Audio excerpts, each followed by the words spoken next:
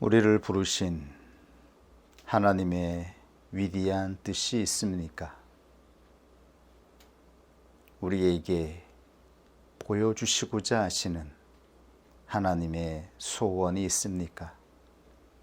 알게 하여 주옵소서. 이 땅에서 불러주신 하나님의 기쁜 뜻이 무엇인지 아는 자가 되게 하여 주옵소서. 예수님의 이름으로 기도드립니다. 아멘.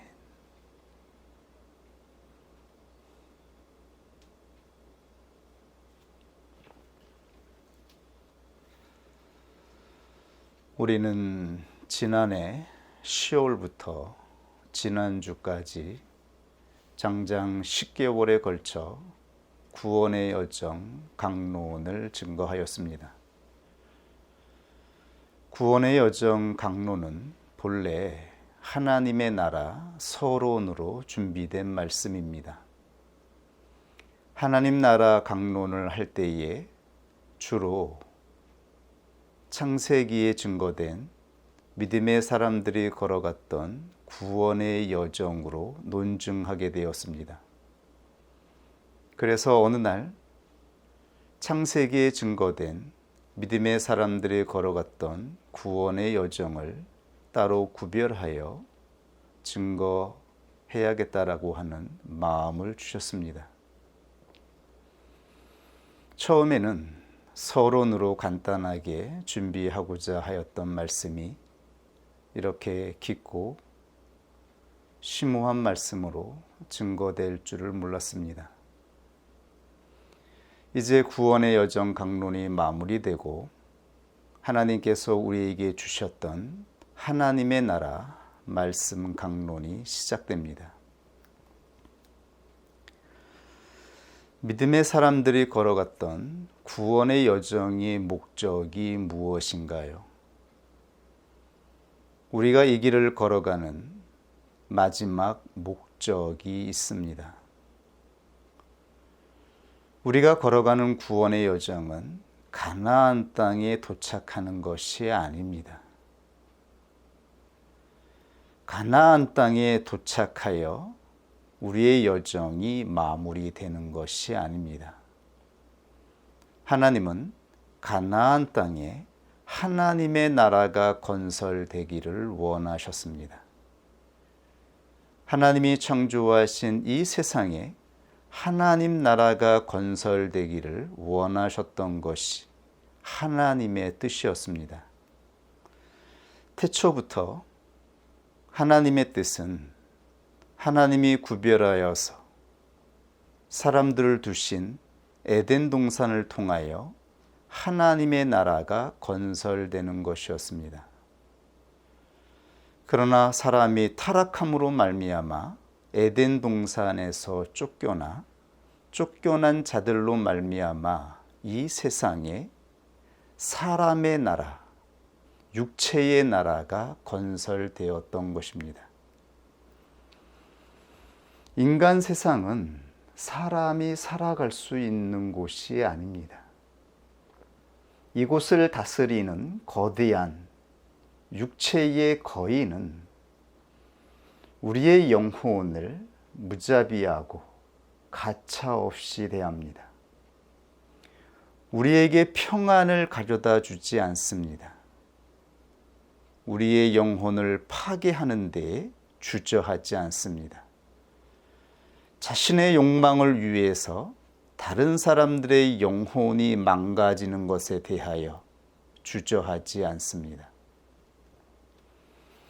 이 세상에서 우리가 안전할 수 있겠습니까?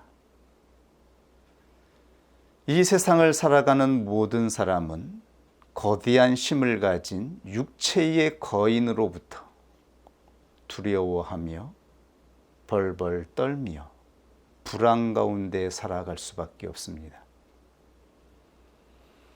이 불안에서 벗어날 방법이 없는 것입니다.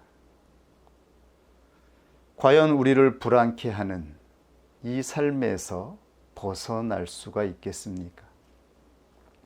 우리가 진정 평안을 얻을 수 있겠습니까? 그러므로 하나님은 이 타락한 세상에서 우리를 믿음으로 불러내어 주셨던 것입니다. 하나님은 자비롭고 긍휼을 가지신 분이십니다. 하나님의 자비로운 인격이 이 세상에서 고통받는 사람들을 외면하지 않았던 것입니다. 세상에서 불러진 사람들은 구원의 여정을 통하여 가나안에 도착해야 합니다. 그리고 가나안에 도착하는 것으로 구원의 여정이 마무리되는 것이 아니라 그곳에 하나님 나라가 건설되는 진정한 영적인 싸움을 이루어내야 하는 것입니다. 우리는 어쩌면 외적으로는 가나안 땅에 와 있는지도 모르겠습니다. 우리를 괴롭히던 세상의 거대한 권세나 세력은 더 이상 우리를 위협하거나 두려움 가운데 떨게 하지 못합니다. 우리는 안전한 것 같고 평안을 찾은 것 같습니다. 그러나 우리가 도착한 이 땅이 하나님의 나라는 아닌 것입니다. 이곳에 하나님의 나라를 건설하는 것이 하나님이 우리를 부르신 진정한 목적입니다. 나라가 건설되어야 이 나라를 통하여 모든 사람들이 안전하게 평화롭게 살아갈 수가 있습니다. 하나님이 부르신 수많은 연약한 자들이 있습니다. 가난한 자들이 있습니다. 쉼이 없는 자들이 있습니다.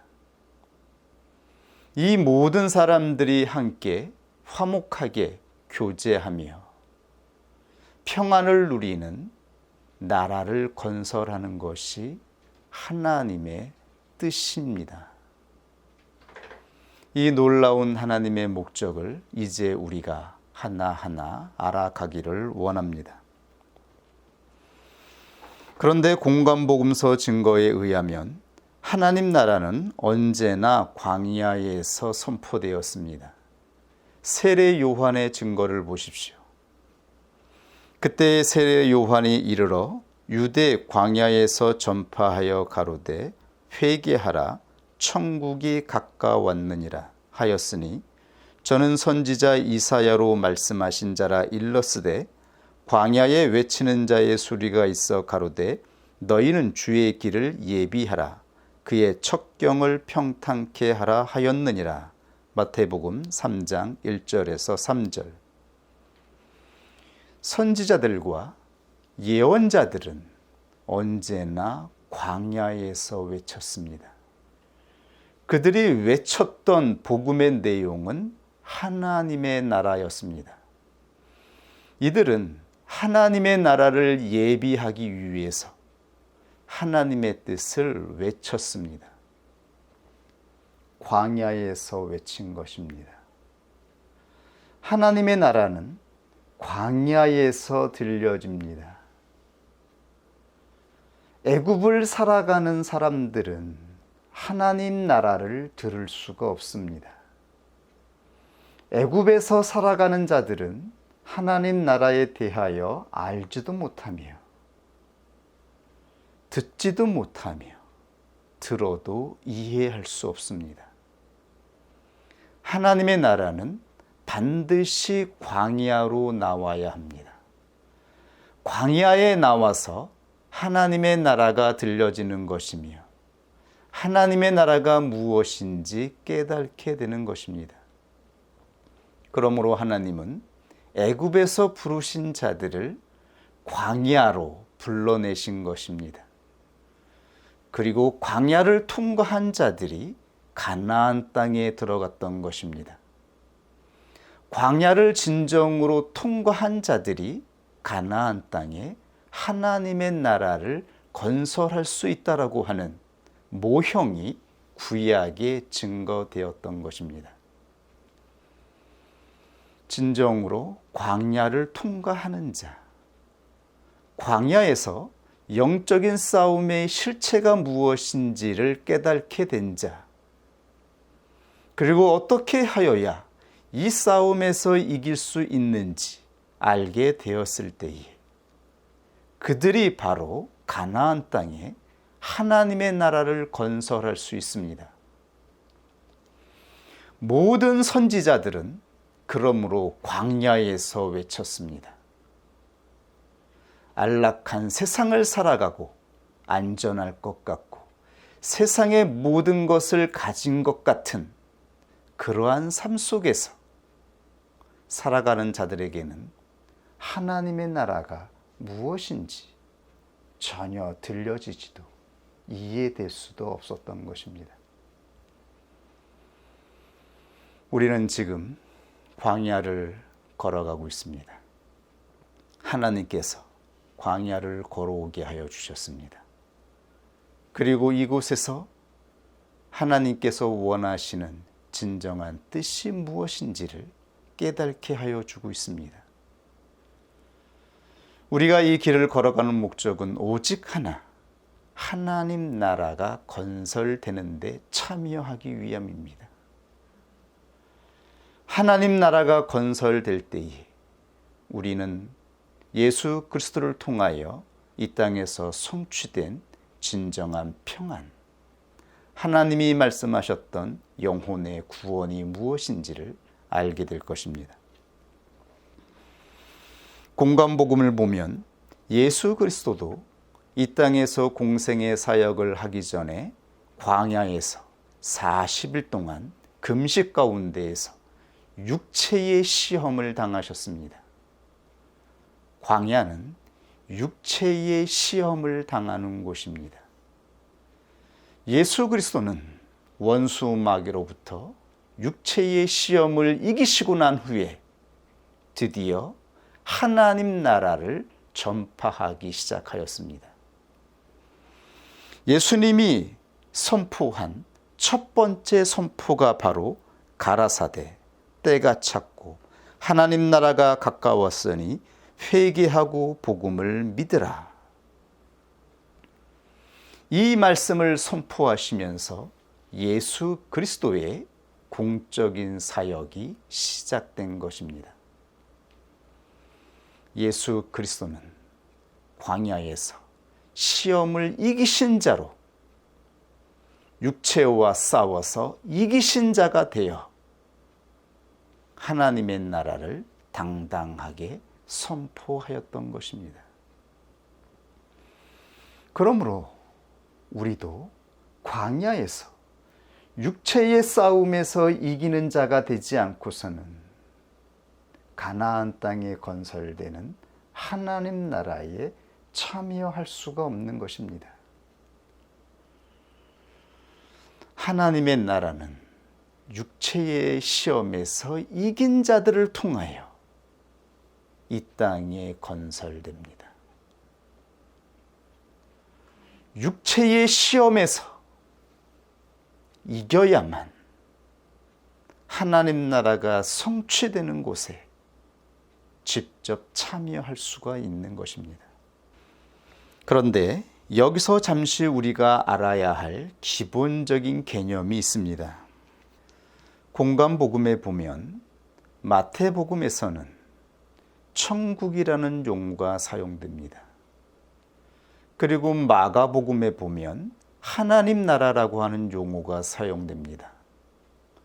하나님 나라와 천국이라고 하는 용어가 같이 등장하는 것을 볼 수가 있습니다. 그런데 공관복음에 사용된 천국과 하나님 나라는 같은 의미입니다. 천국은 유대계 그리스도인들이 사용하던 용어입니다. 유대계 그리스도인들은 하나님의 이름을 부르는 것을 경건하게 생각하지 않았습니다. 이들은 하나님을 경외하여 하나님의 이름 자체를 입에 올리지 않았습니다. 그러므로 하나님 나라라는 말 대신에 하나님 대신에 하늘이라고 하는 용어를 사용하여 하늘나라로 표현하였던 것입니다. 그러므로 유대계 그리스도인들을 대상으로 기록된 마태복음에는 30회 이상 천국이라고 하는 용어가 사용되었습니다. 마태복음에는 하나님이라는, 하나님 나라라는 용어 대신 하늘나라라고 하는 용어가 사용된 것입니다. 그런데 주로 헬라인 그리스도인들은 하나님의 이름을 부르는 것에 꺼리낌이 없었습니다. 그들은 오히려 하늘나라라고 하면 그것은 죽음 이후의 세계, 현실적이지 않은 비현실적인 세계로 이해되었습니다. 그러므로 헬라계 그리스도인들을 대상으로 기록된 마가복음, 누가복음, 요한복음에는 하나님 나라라고 용어가 사용된 것입니다. 하나님 나라와 천국은 동일한 의미입니다. 다른 뜻이 아님을 우리가 먼저 이해할 수 있기를 원합니다. 하나님 나라와 천국은 동일한 것입니다. 공간복음서에 증거된 하나님 나라는, 하늘나라는 죽음 이후에 이루어지는 세계를 말씀하신 것이 아니었습니다. 공간복음서에서 외쳐진 하나님 나라는 현실 세계에 건설되는 나라였습니다. 예수님은 죽어서 가는 세계를 전하기 위해서 이 땅에 오신 것이 아닙니다.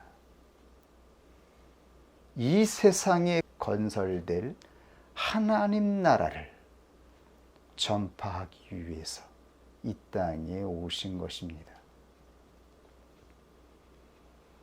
이것이 얼마나 우리가 살아가는 신앙생활의 실존을, 그 형태를 좌지우지하는지 이해가 되십니까? 우리는 어떻게 지금 이 하루하루를 살아가야 하는지 그 의미가 달라지는 것입니다.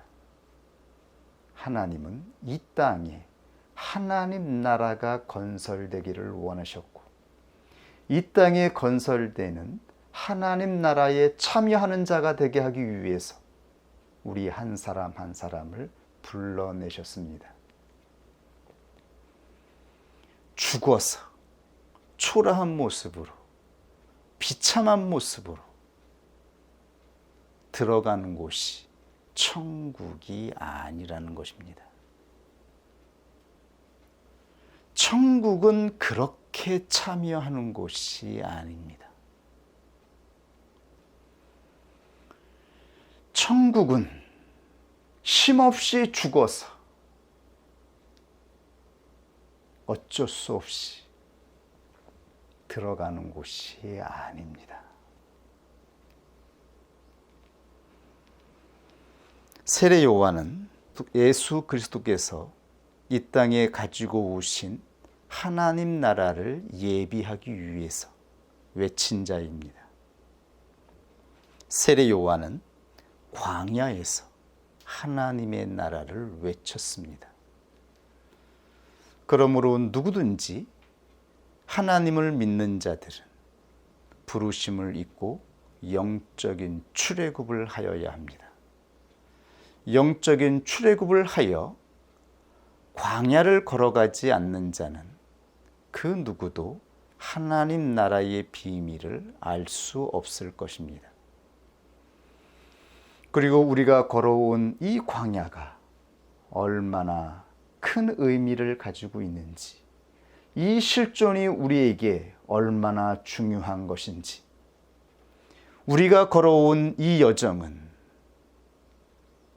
보잘것없는 여정이 아니라 티끌처럼 지나가 버리는 한순간의 시간이 아니라 반드시 필요하기 때문에 하나님께서 걸어오게 하신 거룩한 여정임을 아는 자가 되었으면 좋겠습니다.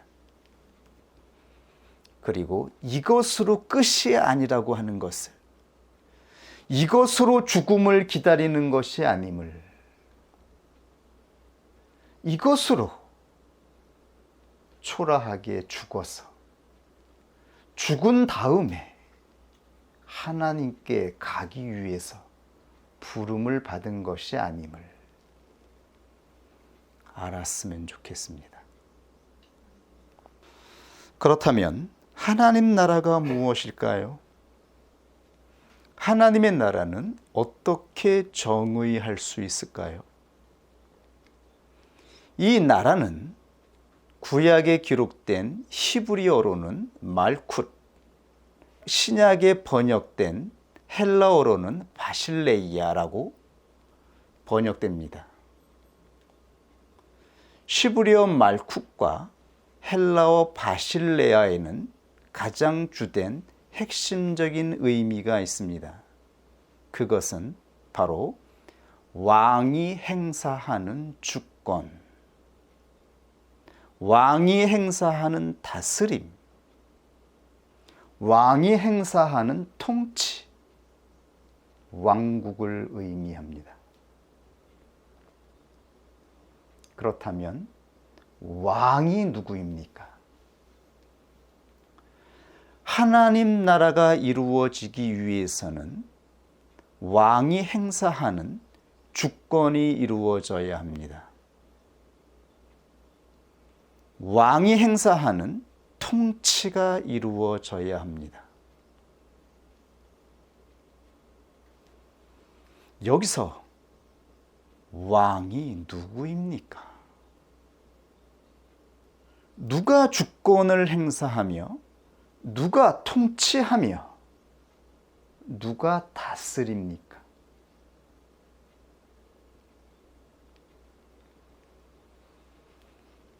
여기에 모든 하나님 나라의 핵심적인 실체가 있습니다. 이것을 하나하나 살펴보게 될 것입니다. 시편 145편 13절에 주의 나라는 영원한 나라이니 주의 통치는 대대에 이르리이다. 지금 주의 나라와 주의 통치가 병치되고 있습니다. 이건 문학적인 용법입니다.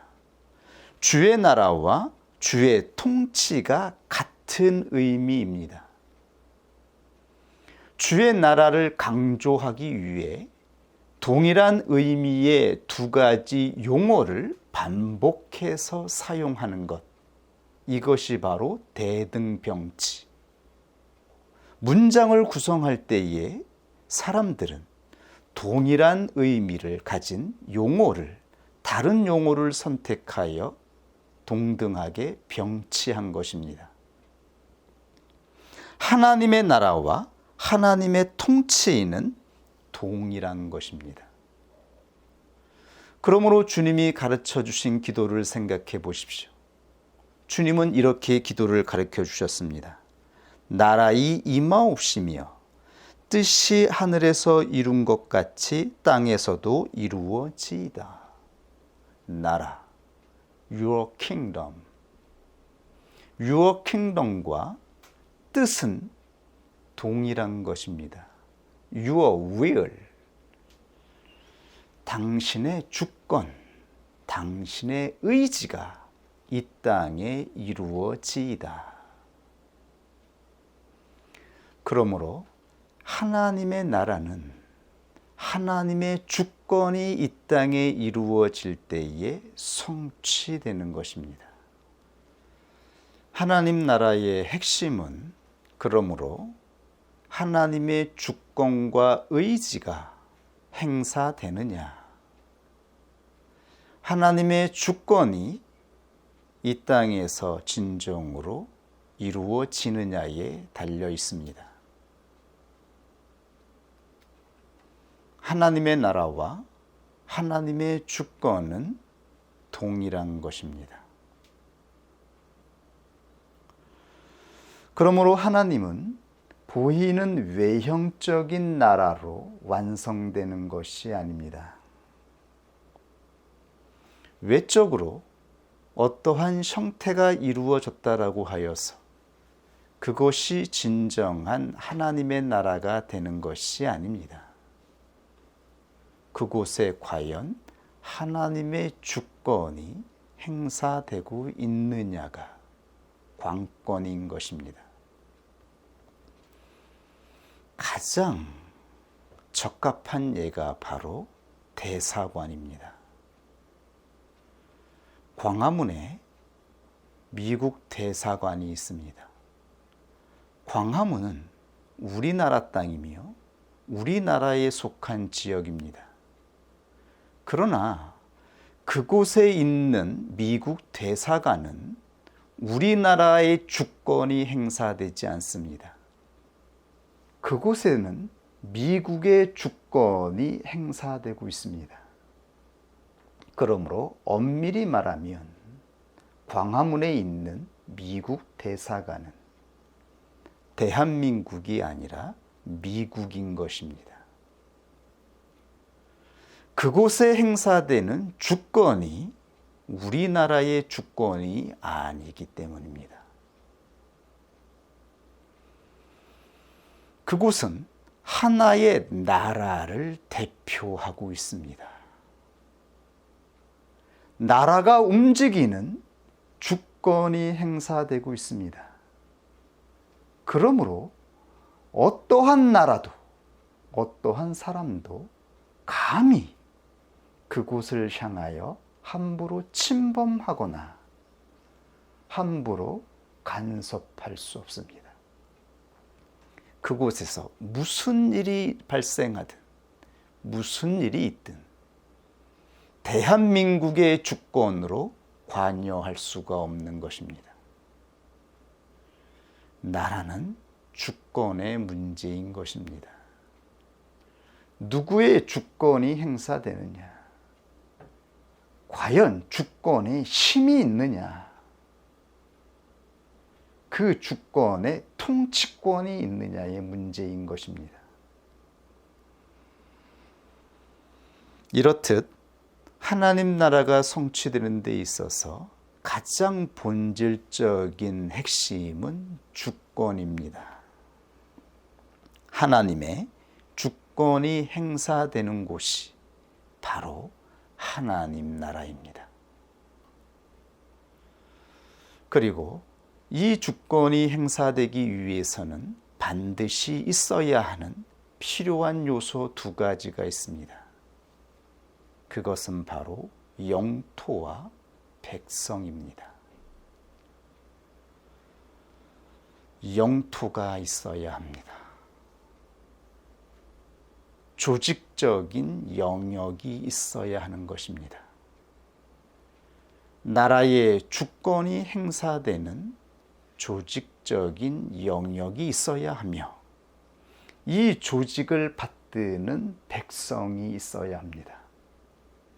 그때에 비로소 주권은 바르게 강력하게 행사되는 것입니다. 하나님께서 이 땅에 교회를 창조하셨습니다. 교회는 정확하게 말하면 하나님 나라를 대표하는 대사관과 같은 것입니다. 이 세상에 타락한 사람들이 육신의 나라를 건설하였습니다. 수많은 사람들이 이 땅에 살아가고 있습니다. 그리고 이 땅을 다스리는 거대한 거인이 있습니다. 거인은 상징으로 말씀을 드리는 것이죠.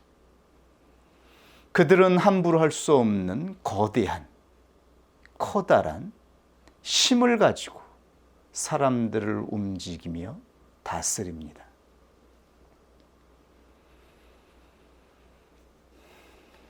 타락한 사람들이 육신의 나라를 건설한 것입니다. 바로 이 한복판에 교회가 건설됐습니다.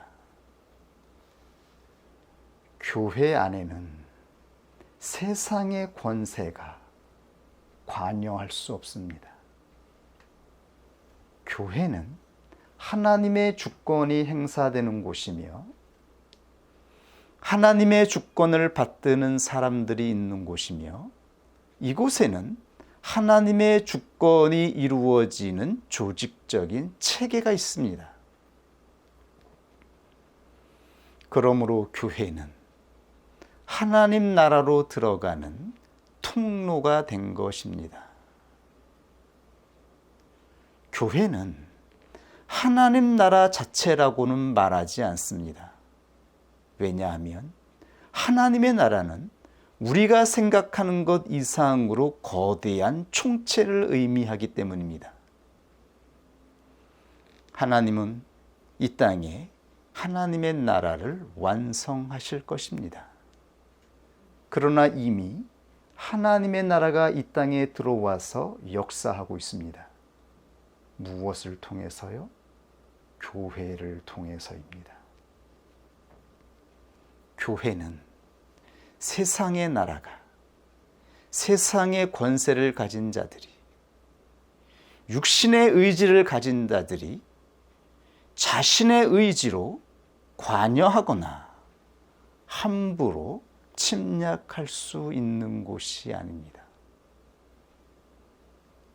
누구든지 예수 그리스도를 믿음으로 말미암아 교회 안에 들어오게 되어지면 교회에 역사하고 있는 하나님의 주권으로 말미암아 원수 마귀가 이곳에서 함부로 우리의 영혼을 향하여 관여할 수가 없는 것입니다. 이 얼마나 놀라운 일입니까? 교회에서 이루어지고 있는 체제는 세상의 체제가 아닙니다. 교회 안에는 하나님의 율법이 이루어진 곳입니다. 교회 안에는 하나님의 법이 통치되고 있습니다. 하나님의 법으로 지배되고 있습니다. 그리고 그것을 받드는 믿음의 사람들이 있는 것입니다. 이것이 바로 교회입니다. 하나님께서 이 땅에 교회를 완성하셨습니다. 누구든지 하나님 나라에 들어가는 자는 교회를 통해서 들어가게 될 것입니다. 누구든지 하나님 나라에 참여하는 자들은 하나님이 세우신 교회를 통하여 훈련받고 하나님 나라에 참여하게 될 것입니다. 이 놀라운 비밀을 우리가 아는 자로 이 땅에서 살아갈 수 있기를 원합니다. 오늘 강론의 핵심을 다시 요약하겠습니다. 하나님 나라가 성취되는 데 있어서 가장 중요한 본질적인 핵심은 주권에 있다라고 말씀드렸습니다. 누구의 주권입니까? 이것은 왕권을 의미하는 것입니다. 우리의 주권을 말하는 것이 아닙니다. 왕이 행사하는 주권, 왕이 행사하는 다스림, 왕이 행사하는 통치입니다. 그리고 영토, 백성이 있어야 합니다. 이 세 가지가 완성될 때에 하나님의 나라가 성취되는 것입니다. 그러나 가장 중요한 것은 주권입니다. 주권이 없으면 영토가 있어도 백성이 있어도 나라라고 할 수가 없습니다. 이스라엘 백성들은 팔레스틴에서 수백 년 동안 다른 나라의 지배를 받았습니다. 여전히 그들의 땅이 있었고 백성들이 있었습니다. 그러나 주권을 상실하였습니다. 주권이 없는 민족이 되어 다른 나라의 지배를 받으며 핍박을 받았습니다.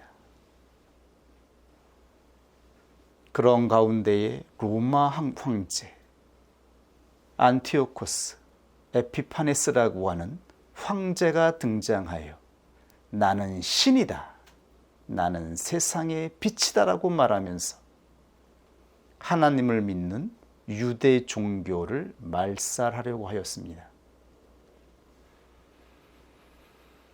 그때의 하나님의 백성들이 얼마나 고통과 고난을 받았을까요?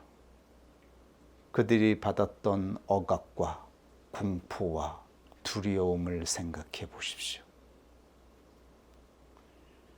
주권이 없음으로 말미암아 그들은 거대한 육신의 거인으로부터 핍박을 받으며 고통을 당해야 했던 것입니다. 그러므로 이스라엘 백성들은 하나님의 나라가 속히 이루어지기를 고대하였습니다. 그들이 기다린 메시아는 이 땅에 하나님의 나라를 세울 구원자였습니다. 죽어서 가는 사후세계를 기대한 것이 아닙니다. 주권을 잃어버린 그들의 땅에 하나님이 보내시는 메시아가 와서 나라를 건설하기를 원하였던 것입니다. 선지자들은 세례 요한은 광야에 나가서 하나님의 나라가 이 땅에 올 것이라고 가까이 왔다라고 예비하라고 선포한 것입니다. 그리고 예수님이 오셔서 선포하신 첫 번째 말씀이 하나님의 나라가 가까이 왔다라고 하신 말씀입니다. 예수님은 이 땅에 하나님의 나라를 가지고 오셨습니다. 왕권을 가지고 오신 것입니다. 예수님이 가지고 오신 주권은 세상의 주권과 전혀 다른 품질을 가지고 있었습니다. 예수 그리스도의 인격은 세상의 인격과 달랐기 때문입니다. 그러므로 나라의 운명은 주권을 가진 자의 인격에 따라서 결정되는 것입니다. 그 나라가 어떠한 나라가 되어지며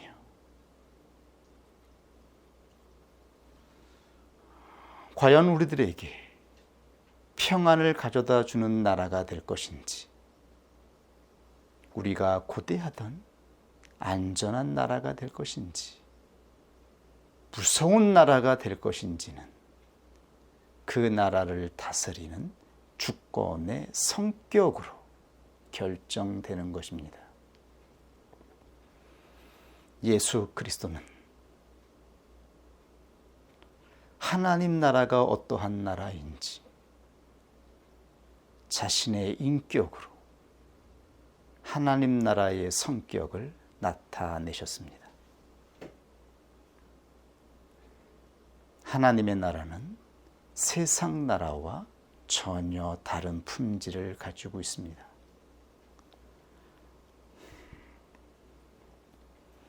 삐뚤어지고 상처 입은 네로와 같은 자가 로마 황제가 되었을 때에 그 나라의 백성들은 두려워서 떨어야 했습니다. 이루 말할 수 없는 공포 가운데서 살아야 했습니다. 상처 입고 삐뚤어진 인격이 주권을 가지게 되어지면 그 나라는 사람들에게 두려움을 가져다 주게 됩니다. 고통을 가져다 주게 되는 것입니다. 누가 다스리느냐? 우리의 왕이 누구냐? 과연 하나님의 나라는 그 주권을 가진 자가 누구냐? 이것이 우리가 바라보아야 하는 가장 중요한 핵심인 것입니다. 오늘날 사람들은 어떠한 나라를 살아가고 있습니까?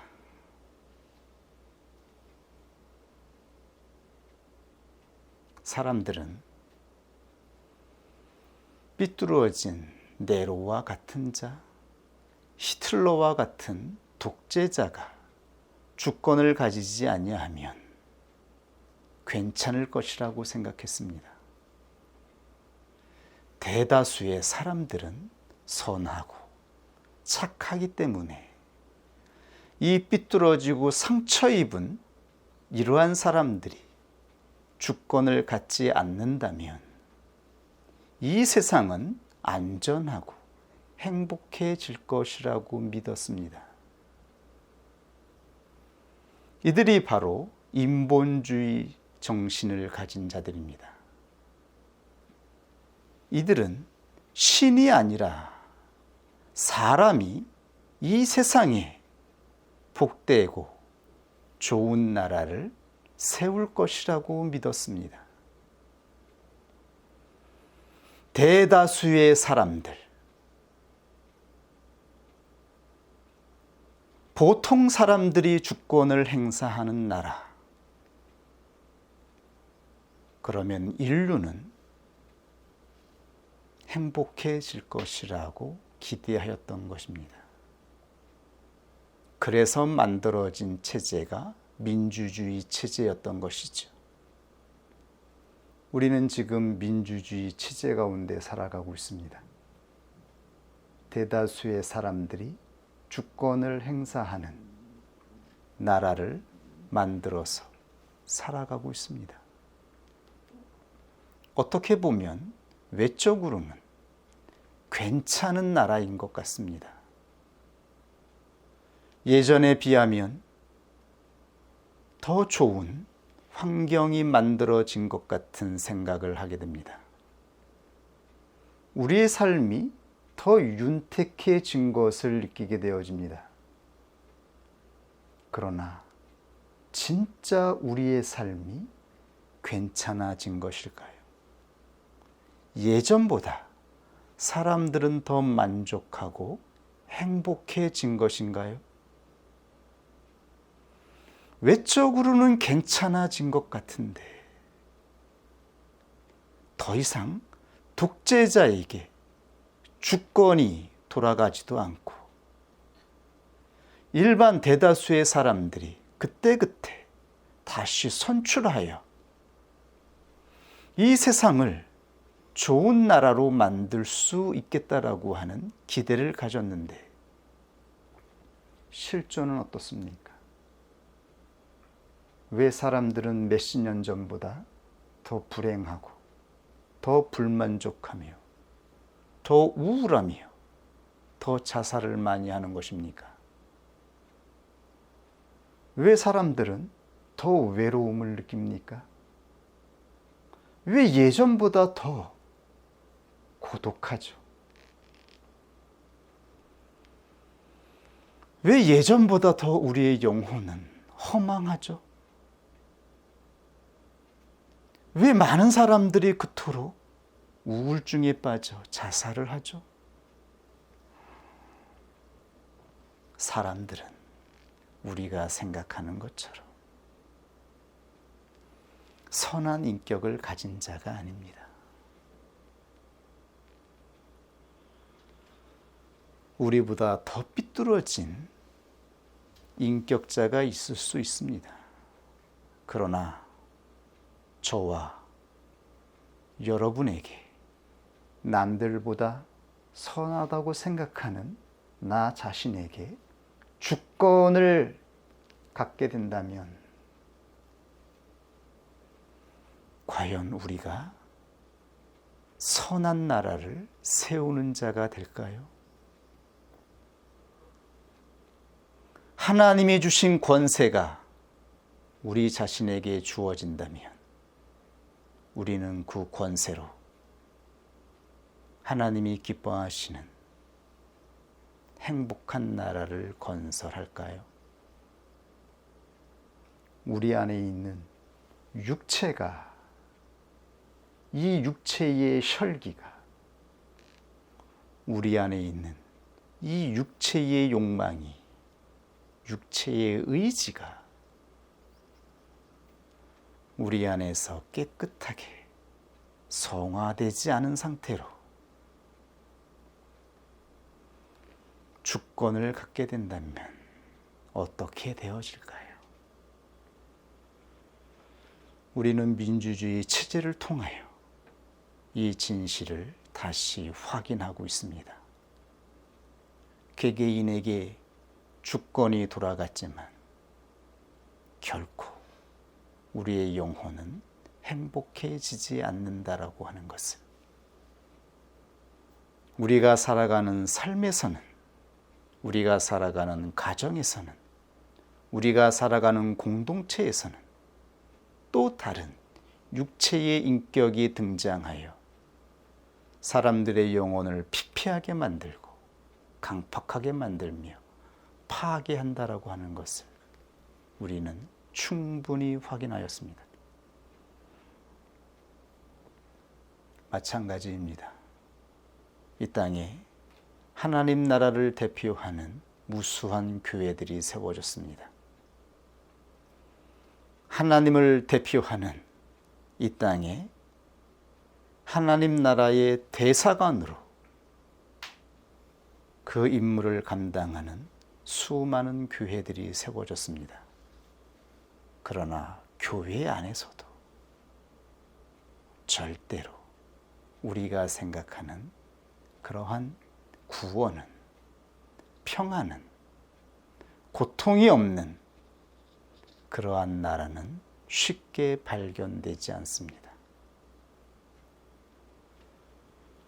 외적으로 교회가 세워지고 하나님의 주권이 행사되어지고 조직적인 영역이 생기고 하나님의 말씀을 듣는 백성들이 이루어졌지만, 그러나 하나님 나라가 세워지는 것은 단순한 문제가 아니라고 하는 것을 우리는 확인하였습니다. 하나님의 나라는 표상과 실상이 있습니다. 하나님의 나라는 주권과 영토와 백성이 있어야 합니다. 그리고 교회를 통하여 하나님은 하나님의 나라의 주권을 행사하고 있습니다. 외적으로 이 모든 것이 구비된 것처럼 보이지만, 그러나 이 모든 영적인 실상이 있는 것입니다. 우리는 이 실상을 이루기 위해서 하나님의 부름을 받아 광야를 걸어온 것입니다. 이 놀라운 하나님의 나라를 앞으로 하나하나 같이 확인해 갈 수 있기를 원합니다. 같이 우리 하나님의 나라를 고대하며 기도하겠습니다.